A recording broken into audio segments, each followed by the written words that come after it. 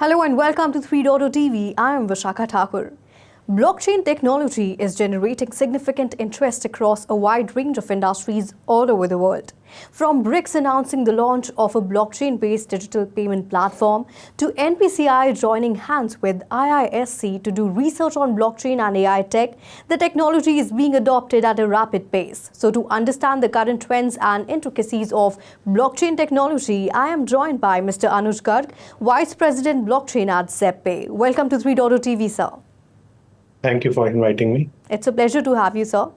So, sir, talking about blockchain technology, the technology has made an inroads into the day-to-day activities of businesses, healthcare, financial services, defense, or if we talk about agriculture, governance, etc. And there's no end to innovation. The cryptocurrency is also set to gain traction with key issues such as regulatory oversight getting addressed against this backdrop. So, do you think we have moved too fast to embrace this technology, or are we at the cusp of new technological dawn? What is your take on blockchain technology as a whole, and how far do you think will it go to improve human life? Okay, yeah. So if you see the potential of blockchain technology and how various companies project its growth, the blockchain technology is growing at a pace of 60 to 80% year on year, irrespective of how the crypto market behaves. The technology itself is growing, in a very wide spectrum. It is likely to become somewhere between 500 to $1,000 billion economy by 2030, the way it is growing today. So, with day-to-day technology that we use will be on blockchain going forward. If you talk about, how we as a humans will start interacting, I think the first thing that we will start seeing is our identities will start going to the blockchain. We'll have an evolution of digital identity, where we will control our own identity. We will have everything on a digital platform, and all the interaction transactions will be on the blockchain ledger. Interesting. Similarly, we as you talked about the healthcare, agriculture, the healthcare has a very huge potential of using blockchain technology. True. We are seeing the evolution of digital health records, which are stored immutably on a blockchain and can be interoperably used between multiple hospitals, insurance companies to settle the claims, can be used to monetize the data for the patients if he wants to share his health records with the research companies. Similarly, other areas like supply chains are growing, the crypto economy itself is growing, the gaming market is growing, agri-tech is growing. Agri-tech, especially India, has a huge focus on blockchain-based agriculture ecosystem. So, seeing the current trend and the way it is going to impact the human life, it is going to be enormous in next 10 to 12 years. Wow. So blockchain technology is growing at a pace of 60 to 80% year over year. That's what you say. I mean, it's very interesting, and governments worldwide are adopting blockchain technology. So recently, BRICS has announced that it is launching a blockchain-based digital payment platform. So how would it change the global cross-border payment landscape?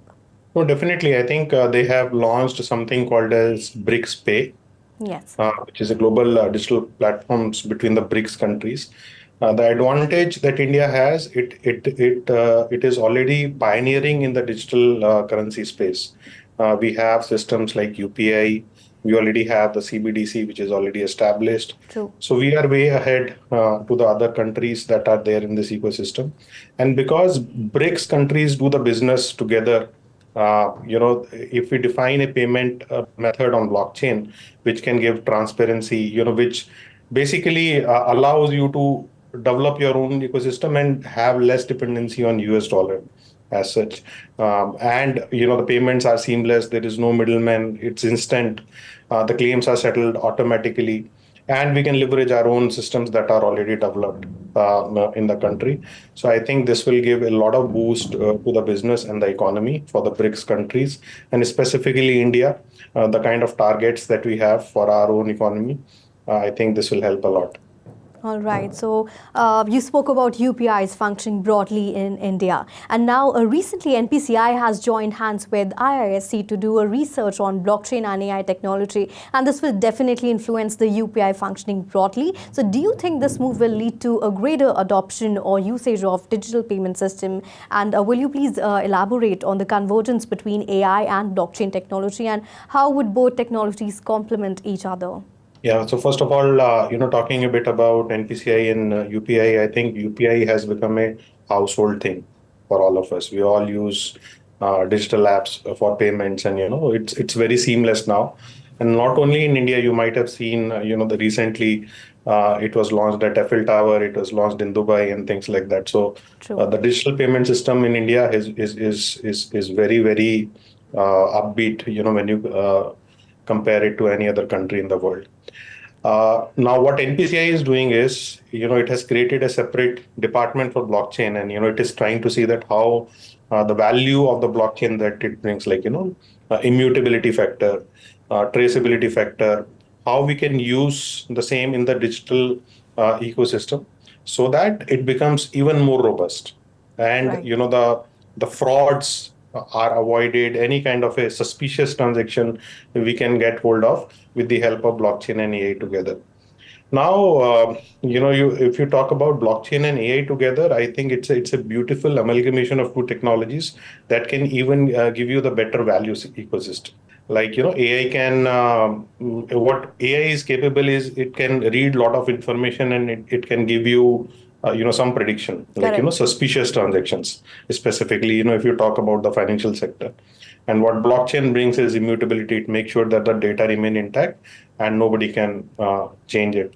So when these technologies come together, specifically in the financial sector and digital payments, I think it brings a lot of value. Wow, very interesting. And so India is an agricultural country, but still it has its own problems at various levels. So how do we pivot towards integration of blockchain and AI? You already said that, it's going to be a beautiful amalgamation, but, to promote smart agriculture and better the lives of farmers at grassroots level across the country, if you can highlight on that. Yeah, so in fact, agri-tech is something that the government is also promoting very, very hugely. Most of the state governments are trying to do innovation around agri-tech technology. And when you talk about tech, blockchain and AI are two prominent technologies that plays the pivotal role. In fact, if you see the number of startups that are coming in India, a substantial amount of them comes from agri-tech background. I also get a chance to mentor some of these startups. Wow. So I'm very well connected with the agri-tech ecosystem.